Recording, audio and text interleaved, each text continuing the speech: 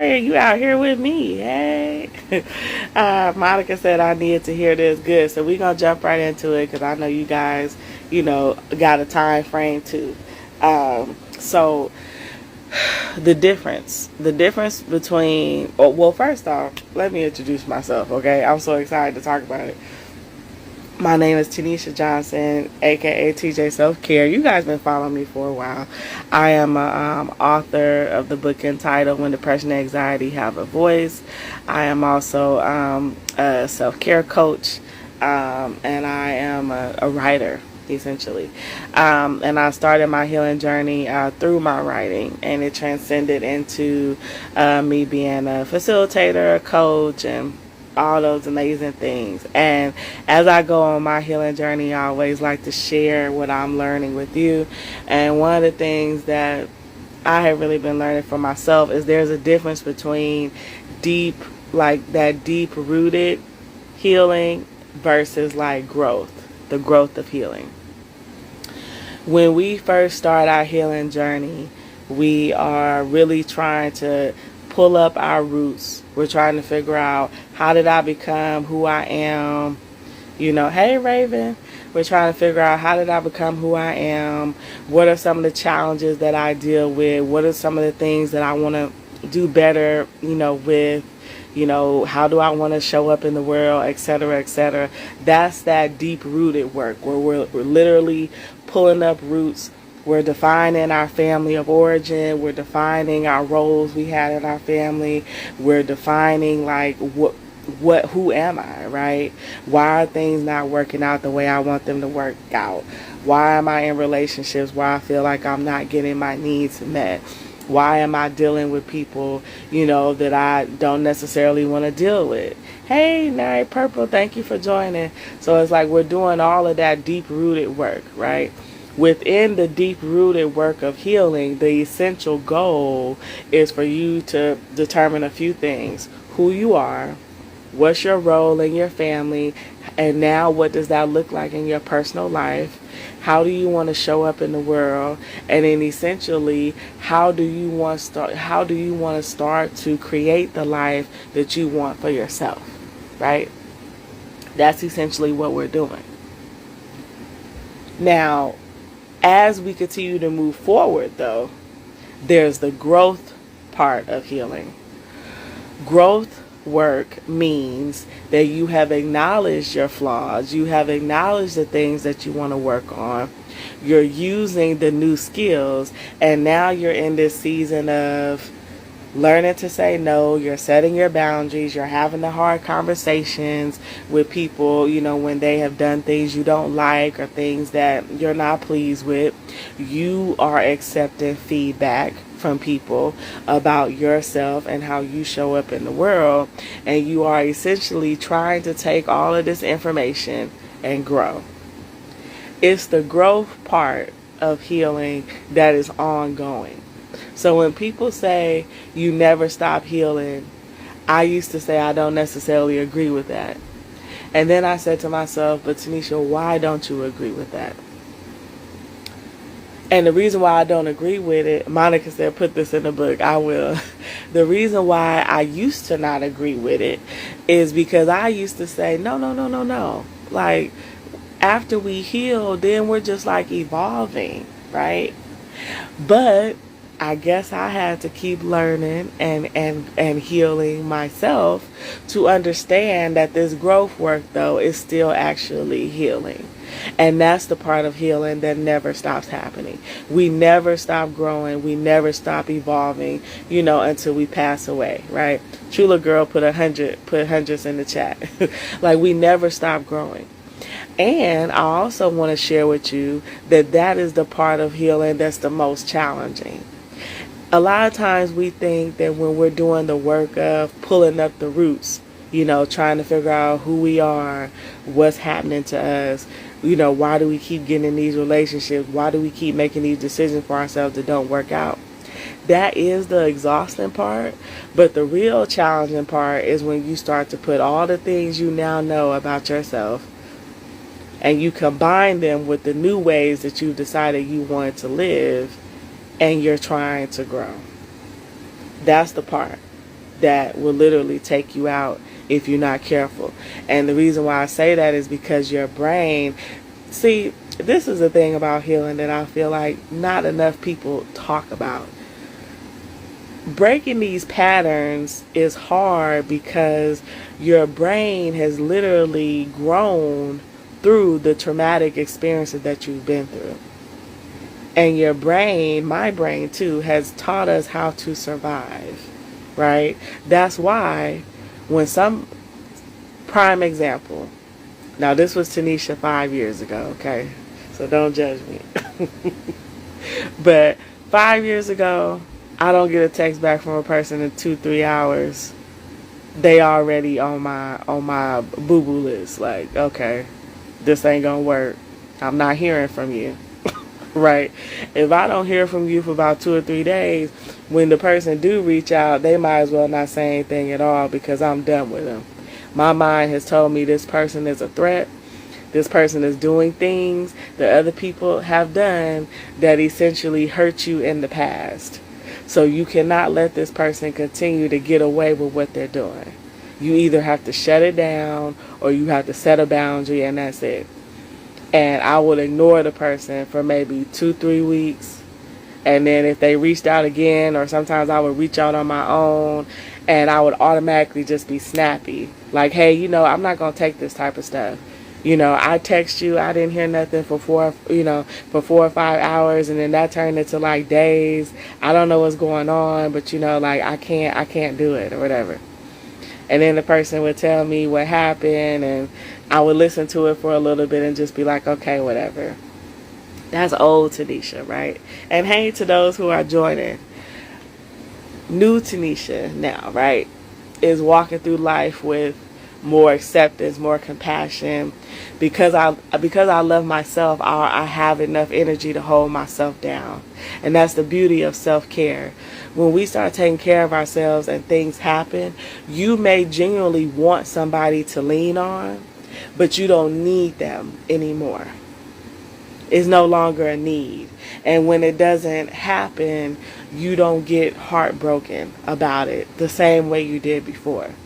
It's like when we truly start healing and we start walking a life of healing, what it essentially means is we accept that people have flaws, and in addition to those flaws, they actually can still have a lot of love for us. Right? So it's like, somebody cannot return our call for 2 or 3 days and still love us. The two can coexist. Now, trust me, the only way that I got to this point in my life. Oh, hey, Jamie, thank you for joining. Monica said, wow. Hey, Shannon, thank you for being here. Hey, Saint, how are you? Hey, Kalina. Hey, Theta, thank you for being here. So the two actually can coexist, right? Now, trust me, the only way I got here is through self-compassion. And that's one of the reasons why I want to share these messages with you, because I had no idea. Self-compassion opens us up to understand that it's okay for us to have flaws. Now, I don't know about you. Many of us who struggle with people-pleasing and codependency, we were in households where flaws were not allowed. You had to get it right. No ands, ands, or buts about it. Because we lived in those type of environments, it molded us into believing that this is how we live through life. So this is essentially what happened to me, and you let me know if this happened to you. Well, over time, people pleasers and codependents, we are perseverant. Like we are tenacious. We know how to get stuff done. It's like, put a 1 in the chat if you have a reputation of getting things done. Like, you know that about yourself, or people have told you that. We get stuff done. So we learned how to get ahead of the potential shaming, guilt tripping, and all of that our parents or caregivers were going to give us for not getting things done. And so in our mind, that's why, if you wonder, that's the reason why you have you have a no tolerance for foolishness. When people be like, oh, this is so hard, so and so, You may not verbalize it, but in your mind, you just need to get this done, girl. Like, I don't know what you're talking about. Or you just need to get this done, sir. Like, that's it. And that's because that's how we survived those relationships. We learn to get ahead of it. We learn that if I do it right the first time, or if I have a plan to get it right, I'm not going to hear all of this stuff that my mom, my dad, or my caregivers are going to say. They're not going to shame me. They're not going to blame me. They're going to praise me and love me because I'm on top of it. And for many of us, that's what happened. We got praised for doing things the right way. We got praise for excelling. We got a praise for everything that we did. And so that became a way of life, right? Now, mind you, we're young children or teenagers. We don't know that this is happening, right? So now we have this mindset that's really working well in our life for many of us because we're very responsible. We know how to get things done, right? We know how to take care of ourselves, essentially. And in addition to that, we also did not learn self-compassion. That it's okay if it's not done. Or it's okay if life does fall apart and we just sit in the pieces of it. That's what we learned was not okay. So when people who had that balance that we did not have, of it's okay if things fall apart. When things fall apart and it involved us, it shakes our core. And that's that inner child that is not comfortable with things not being right. That's that inner child that was physically abused, emotionally abused, verbally abused, etc. when things fell apart. So we feel like we got to get this back in place because we are going to get hurt. We are going to be impacted in some kind of way. And so when that happens, we go in the back of the brain. The back of the brain is no good unless you're going through an emergency, survival. And that's where we live. We live in survival. It's like until codependents and people pleasers heal, you live in survival mode. It's always got to get this done. We got to do this, got to do this. This got to be in place. What? So-and-so didn't do this. I got to do it. That's where we live. We live in everything got to be perfect. Everything got to be on target. And that's survival mode. When we allow things to unravel and we learn to sit in it, it's power there. Because that's the growth work. That's you shifting those core beliefs that you were taught. And saying, I'm going to just give myself grace right now. And when we start to give ourselves grace and compassion, that's when you can give it to people in your relationships, right? That's the reason. So going back to what we was talking about, the Tanisha now, when I don't get a message back from somebody, my first instinct is, well, I hope they're okay. Did I want to talk to them about what I have going on? Yes. But they must have stuff going on too, because I know this person loves me. I know this person cares about me. So I am going to not lean on them right now, and I'm going to find somebody else to help me. And I pray that they're doing well.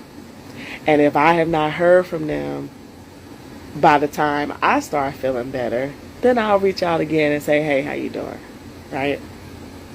But because we don't give ourselves that compassion, because let's keep it real, nobody gave us compassion.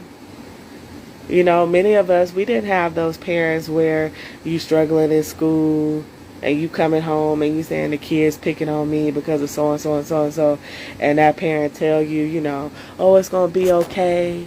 You know I love you. Well, let's sit down. Let's take a look at your work. You know, let me try to help you. We didn't grow up in households like that where that type of emotional need was being met. When we came home, some of us were fearful to communicate what was going on, period. And if we did communicate it, we got told, well, you better figure it out. I'm sending you to that school to learn. I don't have time to help you. I got to do X, Y, Z.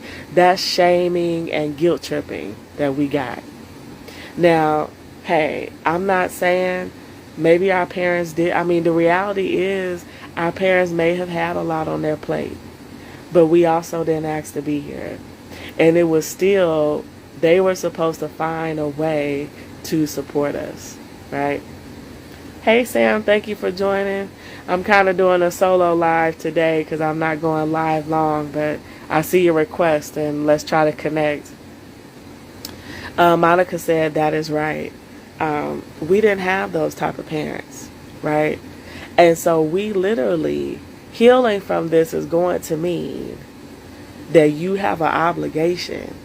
And that's one of the reasons why why I teach this and say this. And, I'm emotional for many reasons. So I'm not going to make this long live because I feel like I'm going to start crying. But this is the reason why I tell you that you have to be obligated to healing, because this is not easy. Oh, yeah, thank you. Like, truly, I am going to save the line. This work is not easy. Like, you literally have to be committed to reparenting yourself every single day.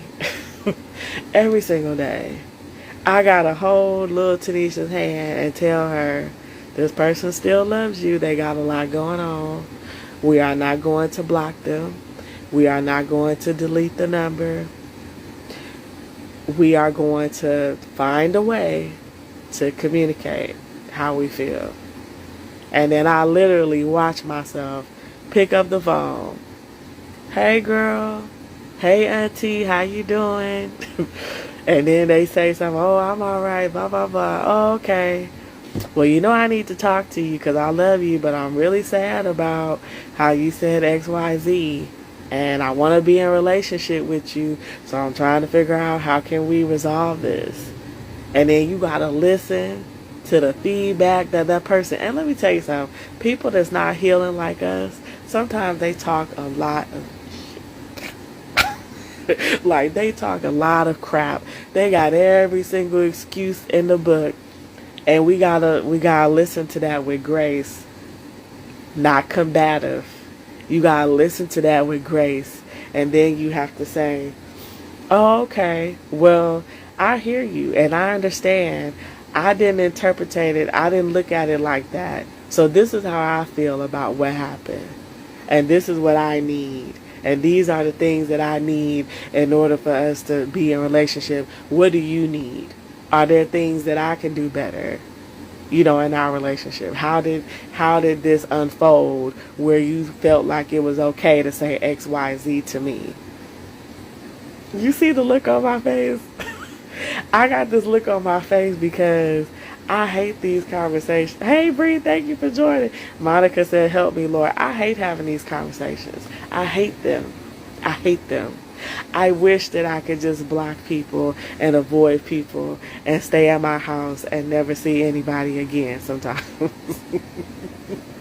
But I can't do that, right? Because I know that I love these people and I know that they're human and they're flawed just like me. And it's essentially nobody's obligation to take care of me. It's nobody's obligation to take care of you except you. That's it. And so that's what we have to do. Every single day, we have to wake up and we have to say, how am I going to communicate my needs this day? That's the growth work. Because all those tools that we used to use, we can't use those tools anymore. And listen, I'm right there with you, okay? If you are still blocking people, avoiding people, ignoring people, I don't want you to judge yourself, but I do want you to know what that is. That's you not feeling safe. And the only way that you can feel safe is to find safety within yourself. We can't control nothing that's going on with other people. The mindset that this person needs to quote unquote change or get right for us is not reality. And it's actually very codependent. You thinking that you are going to do something to change this person so they can now be the person that you need them to be is codependent. You setting, and I know this may be a hard hitter, so I'm open to you guys putting it in the comments.